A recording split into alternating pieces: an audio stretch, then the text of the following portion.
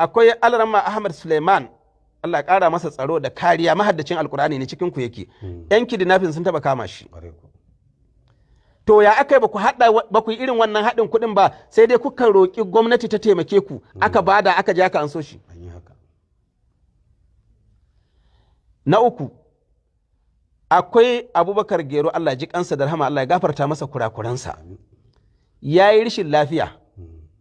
Ku da kanku kuka je kuna bayani gidan shi bayan ya rasu, kuka ce yadda aka samu kuɗin jinya shi, Dangote shi uban da ba ya buga ma waya.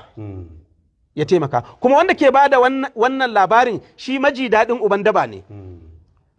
Na kusa da shi shine maji daɗin shi ai. Shi maji daɗin uban daba shi yayi wannan bayanin a wurin, ya ce to Dangote aka buga ma waya, an ce shine sakataren kungiya ai shi maji daɗin ko? Ayin ka kula su biyun nan ai sun yi fashin kungiya ne ai sun anshe ta. Zaka ga suke gudanar da komi. Gara gigitaccen tsoho wata sa'a yana rabowa amma shi ma hoto ne. Amma guda biyun nan suke gudanar da komi, dan da sun shiryo fim din su to za ga shi maji daɗin uban daba za ga ya zanna yana ta bayani da yayi magana sai ya ce ko ba haka bane shugaba? Haka ake shugaba ko ba haka bane? Shugaba an yi haka ko ba a yi ba? In suka ciyo wannan drama haka za ga suna abun.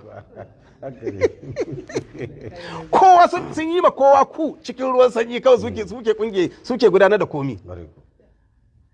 To na farko na ji daɗin uban daba da ya karanto wannan aya ya ce wa anzalna ilayka zikra litubayyana linnasi, ya ce bayanin hadisi ne, ya ce wannan ayat tana bayanin ai hadisan nan suna bayanin Qur'ani.